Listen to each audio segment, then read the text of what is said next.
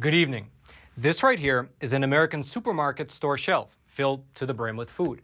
However, unbeknownst to most people, there are major problems coming down the pipe in regards to global food production. Problems that might turn these supermarket store shelves into something that looks more like this. That's because over the past several months, many different factors have all worked together to make the amount of food produced this year substantially less than normal.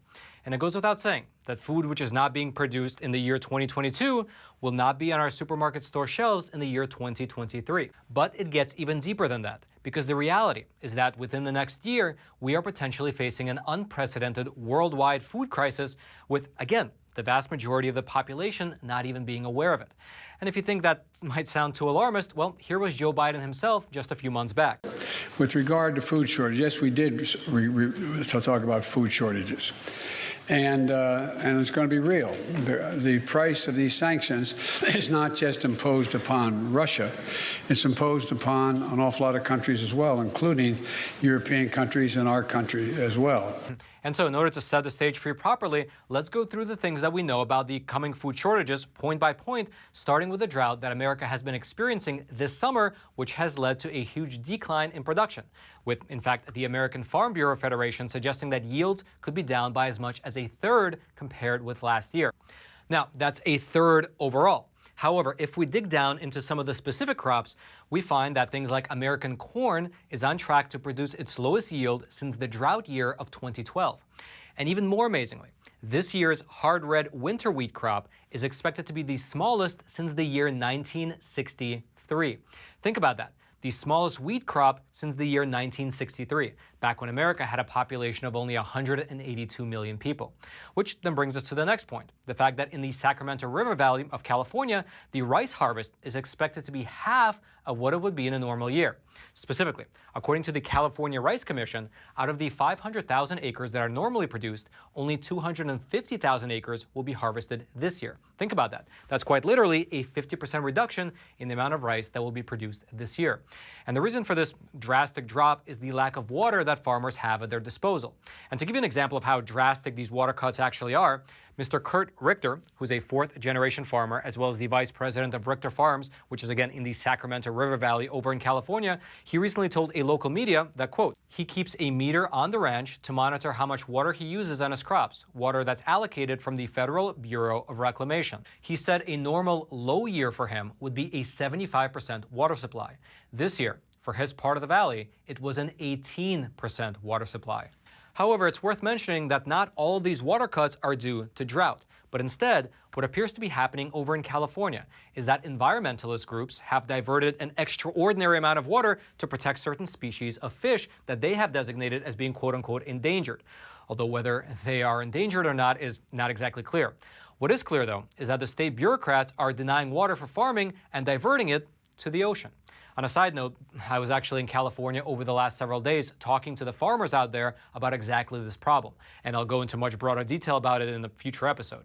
But for now, regardless of the cause, the main point here is that rice production in the Sacramento River Valley is down 50% year over year, which would just by itself be pretty bad. But when you couple it with other crops, it's a disaster.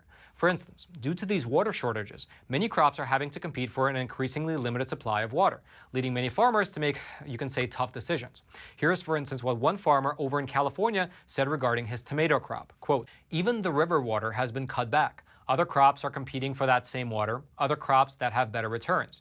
On my own farm, we've cut back from 2,000 acres of tomatoes in 2020 to 900 last year. This year, we have only 530 acres of canning tomatoes. And this particular farmer's experience, well, it mirrors what's happening in the nation as a whole, regarding tomatoes at least. In fact, according to a recent estimate from the USDA, the tomato harvest this year in 2022 will be 10.5 million tons, which sounds like a lot, until you consider that it's more than 1 million tons short of a normal season, which will then naturally be reflected not only in the produce section of the supermarket, but also in the price of things like pizza, spaghetti sauce, ketchup, and so on. Furthermore, if you think you can avoid these shortages by eating non-tomato-based foods, well, you can try, but consider the shortages of other crops as well. According to analysts with Rabobank, which deals heavily with the agriculture industry, here in the U.S., the harvest area of the latest potato crop is projected to be down 4% from last year.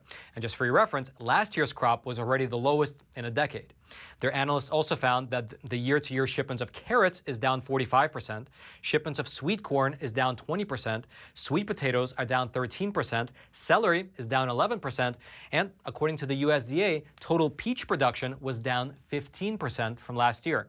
In short, in regards to farmers, the American Farm Bureau Federation conducted a survey, and they found that nearly 3/4 of them, of U.S. farmers, say that this year's drought is hurting their harvest.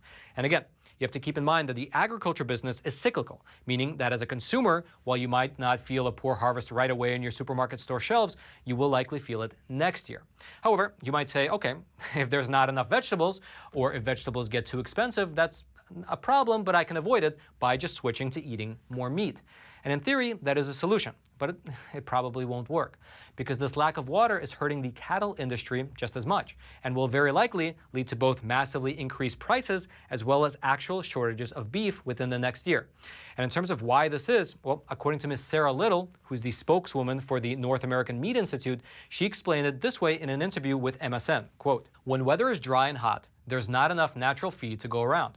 To sustain a herd, ranchers must bring in hay, and feed prices soar, prompting ranchers to sell their animals a little early and often to sell heifers, the young females, rather than keep them as breeding stock. This has resulted in lower beef prices for consumers in the short term, but signals that there probably will be a tighter supply next year." And indeed, according to a recent survey from the American Farm Bureau, they found large declines in cattle herds across many different states, with the 3 largest ones being Texas, reporting a whopping 50% decrease, followed by New Mexico, which is down 43%, and Oregon, which is down 41%. And these drastic cuts in cattle are, again, largely due to the sudden scarcity in both forage as well as water for cows, as well as overall massive inflation. Here's what the spokeswoman for the North American Meat Institute said on this front, quote, "Producers are especially hard hit because food, fuel, and fertilizer costs have been rising. So, although they are getting record prices for cattle, inflation has hurt their income." But again, regardless of the reason, whether it's water supply issues, the price of feed, or general inflation, the end result is a lower supply of cattle, which can lead to both shortages of beef as well as massively increased beef prices. And in terms of the price of beef producers out in Oklahoma, they are predicting that cheap ground beef, basically the lowest type of beef that you can buy, will be $50 per pound in the very near future. And the rationale for this is quite simple. Quote, "If it costs $200 to feed and raise a cow in 2021 to a market value of $600, imagine what the value will have to be when 2022's herd hit the same market seeking the same profit margin. If it costs, let's say, $400 to feed and raise that same cow, it'll need to fetch a finished price in a fair comparison, because each farm and ranch in America is a small business that must profit to survive or cease to exist." However, the problems go much, much deeper than that. But before I present them to you, let me quickly show you this beautiful coin. This right here is an American Walking Liberty 1-ounce gold coin. And typically, I order at least one of these from our sponsor, American Hartford Gold, every single month. The reason I do so is because, as you likely know, the inflation rate in this country is the highest that has been in, the last 40 years now. Everything like the price of food, the price of housing, the price of gas is absolutely going through the roof. And in fact, market experts like the CEO of JP Morgan Chase, he's not only predicting a recession, but he's even using words like unprecedented economic hurricane. And so listen, I absolutely do not give you any financial advice, but I would recommend that you do what I do, which is pick up the phone and call American Hartford Gold. Their super friendly staff can help you diversify your portfolio by either getting physical gold and physical silver delivered directly to your doorstep like I do, or deposited directly into your IRA and your 401k accounts. They make the entire process super simple. And actually, besides me, they have an A+ rating with the Better Business Bureau with quite literally thousands of satisfied clients around the country. And best of all, to our viewers, to the viewers of Facts Matter, they are currently throwing in $2,500 worth of free silver on your first qualifying order. So giving them a call is an absolute no-brainer. So pick up the phone and call 866-242-2352. That's 866-242-2352. Or text Roman to 65532. Their link will also be down in the description box below. And then let's head on back to the studio. However, being a smart consumer, naturally enough, you see the situation and you might very likely switch to chicken since it's less expensive, which is a good strategy, except for the fact that chicken is also up double digits. For instance, the wholesale price of boneless, skinless chicken breasts are currently sitting at around $1.91 per pound, compared to 93 cents per pound last year, which is a twofold increase. And while chicken is generally less expensive than beef, if next year, all of a sudden, millions of Americans in this country rush over to buy chicken, well, the principles of basic economics will naturally catapult the price of chicken to the moon. And this frankly all comes at the worst possible time, because already Americans are, quite literally, going into debt to buy groceries. For instance, according to a report that was published in the Daily Mail newspaper, there is a phone-based app called Zip, which allows people to make purchases and then pay for them over time. Sort of a buy now, pay later scheme. And according to that report, Zip had a 95% increase in the purchase of groceries using their service here in the US. Think about that. A 95% increase in the number of people taking out microloans just to pay for groceries. Which might sound bad, but it's better than not being able to afford food at all, which is the case for many other Americans. In fact, over the past year, as inflation has eaten away at many people's standard of living, the demand for food banks has just skyrocketed. For instance, as just one example, the CEO of the North Texas Food Bank, she recently told CBS News that demand for her food bank is, quote, worse than a couple of years ago. We are serving now at higher levels than we even did at the peak of the pandemic. And this problem that she's seeing at her food bank in North Texas is actually mirrored across the entire nation. Because while in 2019, there were approximately 40 million Americans who relied on food banks, in the year 2021, that number went all the way up to 53 million. Meaning that in the span of just 2 years, 13 million new Americans were no longer able to afford essential items at their supermarket store shelves. And you can only imagine how all these massive food problems that are coming down the pipeline will exacerbate this particular problem. However, the silver lining to all this is that here in America, we're actually blessed with some of the best land on the entire globe and some of the most productive and innovative farmers in the entire world. And with about half of our land being devoted to things like farming and ranching, in general, we should be able to pull through, regardless of how little attention politicians are giving this matter. Meaning that while there might be things like food shortages on our supermarket store shelves and spikes in the price of goods, very likely no one is going to starve to death. That's the good news. However, the bad news is that this fact is not true throughout the entire world, because the problems here in the US are only a small subset of the problems that farmers are facing globally. For instance, Europe is currently facing a historic drought, leading many rivers to quite literally dry up, which then naturally enough leads their crop yields to plummet, such as the corn production for the entirety of the European Union being down by as much as 1/5 this year.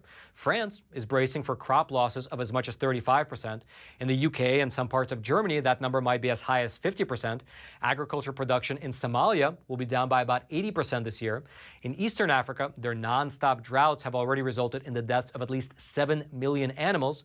China is experiencing massive droughts as well, leading to a severely reduced crop. India, which normally accounts for about 40% of the global rice trade, is warning of severely decreased yields in the year 2022. And of course, you have the Ukraine-Russia war, which has sent the price of fertilizer skyrocketing, while at the same time, the grain that Ukraine and Russia typically supply to nations like Africa has just been tied up in ports. And when you add all this up, you get a looming disaster of global proportions, with many prosperous countries like America, countries in Europe, Australia, New Zealand, etc., suffering shortages and increased prices, while less developed countries, like countries in Africa and Latin America, facing actual starvation, which can then, naturally enough, lead to massive migration waves from places like Africa, Latin America, and Southeast Asia into other countries, like in Europe, the US, and Australia, and so on. And this migration would very likely set off a vicious feedback loop, wherein you have farmers leaving these poor areas to come to the West, making it so that there is even less food for everyone back home in their home countries. And then, of course, the resources of the nations that they're going to in the West will be stretched to the limit, leading to potential problems and conflicts that we can't even yet foresee. Meaning, in short, that if this global food crisis is not solved soon, well, we face massive problems within the next several years. And that's, quite frankly, putting it lightly.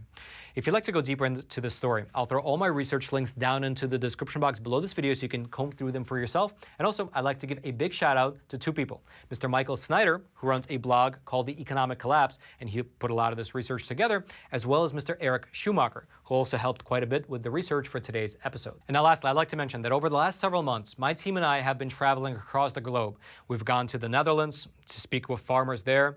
We've gone to Sri Lanka in order to speak to the farmers and the ministers of agriculture there. And we've gone to many places throughout the U.S., such as Texas, Minnesota, California, and so on, to speak to the farmers and ranchers throughout this country in order to really paint a picture of this kind of globalist attack on farming. And not only the causes behind it, but also what these globalists are planning for the future. It's something I'm putting together. It's going to be a long-form documentary that will really lay out the picture of what is coming down the pipe, as well as the type of ideology that's fueling it. If you want to check it out, we'll be publishing that over on Epoch TV, which is our awesome no-censorship video platform. The link will be right there at the very top of the description box. And also, I'd like to mention that besides this documentary, which is going to be awesome, and it'll publish probably within the next month and a half, over on Epoch TV, we have a plethora of other content that, due to the regime of censorship here on YouTube, we just can never publish on this platform. In fact, I publish somewhere between 2 to 3 exclusive episodes of Facts Matter over on Epoch TV.